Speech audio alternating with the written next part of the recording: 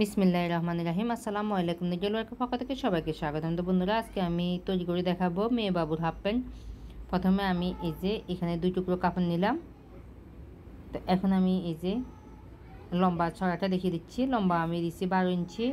এরপর এদিকে আমি ছড়াটা 10 ইঞ্চি দিচ্ছি। তো এখন আমি এই কাপড়টিকে 2 ভাঁজ করে টোটাল আমি 4 ভাঁজ করে দিচ্ছি। দেওয়ার পরে আমি রাবারের জন্য উপরে বেল্টের জন্য 1.5 ইঞ্চি পরিমাণ দাগ কাটলাম। এরপর নিচের দিকে আরও 5 ইঞ্চিতে দাগ কাটলাম। এরপর এই যে নিচে এখানে আমি 1.5 ইঞ্চিতে দাগ কাটছি। এখন আমি এই যে 2 দিকে কিন্তু রাউন্ড শেপ করে দিচ্ছি এভাবে করে হালকা।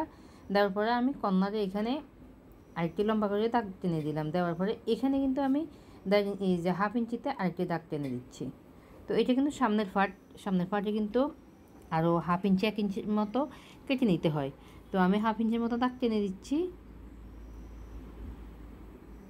এখন আমি দাগ অনুসারে এই যে প্যান্টের কাপড়টি কেটে নিব।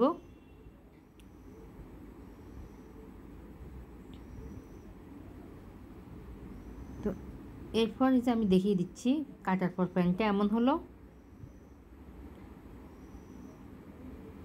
তো এখন আমি এই যে পিছনের পাটটা সরিয়ে ফেললাম। সরিয়ে ফেলে তারপর আমি এই যে এখানে দাগ অনুসারে কাটিং করে নেব সামনের পাটের। বন্ধুরা, আশা করি শেষ পর্যন্ত যদি ভিডিওটি মনোযোগ সহকারে দেখেন তাহলে কিন্তু খুব সহজে এই যে আপনিও তৈরি করে নিতে পারবেন এই যে এই সুন্দর প্যান্টটি। তো এখন আমি এই যে কাপড়টিকে এই যে বসিয়ে দেখিয়ে দিচ্ছি। এই যে এই দিকে কিন্তু 1 ইঞ্চির মতো 2 দিকে কম।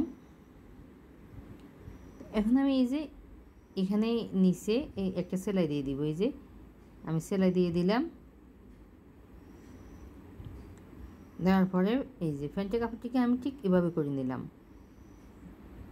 2 দিকে মেলে নিছি। মেলে নেওয়ার পরে আমি এখন নিচে এই যে 2 দিকে এই ফায়ের এখানে 2 দিকে আমি কুচি দিব। এই জন্য আমি কিন্তু এখানে 2 ইঞ্চি পরিমাণে চড়া একটি কাপড় নিলাম। আর লম্বাটা কিন্তু পরিমাণ মতো দিবেন, অর্থাৎ কুচি যতগুলো হবে সেই পর্যন্ত পরিমাণ মতোই কিন্তু কাপড় নেবেন।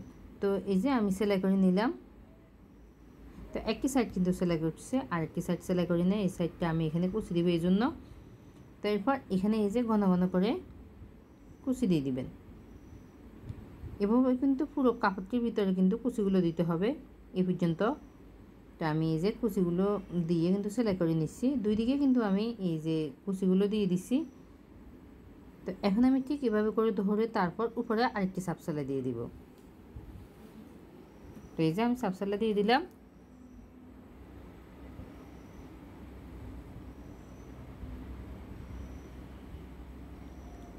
তো এরপর এই যে উল্টো করে আমি প্যান্টের কাপড়টিকে ঠিক এভাবে করে সমান করে ধরে তারপর এই যে এখানে একটা সেলাই দিয়ে দিব। এরপর এখানে একটা সেলাই দিয়ে দিব। তো আমি সেলাইগুলো দিয়ে দিলাম। বন্ধুরা, এই যারা আমার চ্যানেলে একেবারে নতুন তারা প্লিজ আমার চ্যানেলটি সাবস্ক্রাইব করে নেবেন আরও নতুন নতুন ভিডিও পাওয়ার জন্য। আর সবার কাছে ছোট্ট একটা অনুরোধ, আমার ভিডিওটি ভালো লাগলে একটা লাইক দিবেন, শেয়ার করবেন আর কমেন্ট করে জানিয়ে দিবেন আমার আজকের ভিডিওটি আপনাদের কেমন লেগেছে। তো আমি এখানে কিন্তু রবার লাগাবো, এই জন্য কিন্তু আমি এই যে একটা ভাঁজ দিলাম। দেওয়ার পরে এই যে খালি অংশে কিন্তু আমি সেলাই করব না। এই যে এখানে কিন্তু ফাঁকা রয়ে গেল, আমি বাকি সাইডে কিন্তু সেলাই করে নিচ্ছি। তো সেলাই করে নেওয়ার পরে আমি এখানে কিন্তু রাবার এই যে উপরে দিব, এই জন্য কিন্তু আমি এখানে এই যে 15 ইঞ্চি পরিমাণে রাবার নিচ্ছি। তো আপনি কিন্তু আপনার বেবির পুরোনো একটা ফ্যান থেকে বেল্টের মাপটা নিয়ে তারপর কিন্তু এই যে এখানে রাবার লাগাবেন, অর্থাৎ রাবারে কিন্তু কোমরের মাপটা নেবেন। তারপর কিন্তু এই যে এখানে রাবারটি লাগালে কিন্তু পারফেক্টভাবে এই যে আপনার বেবির কোমরও হয়ে যাবে।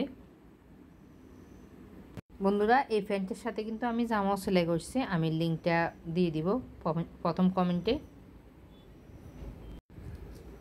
তো আমি সেফটি পিন দিয়ে এই যে রাবারটি লাগিয়ে নিলাম। নেওয়ার পরে এখানে আমি সেলাই দিয়ে দিব।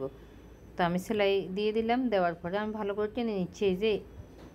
তো এরপর এই যে খালি অংশ যে জায়গা ছিল ওইটা কিন্তু সেলাই করে নেবেন। তো আমার প্যান্টটি তৈরি হয়ে গেল। সবাই ভালো থাকবেন, সুস্থ থাকবেন।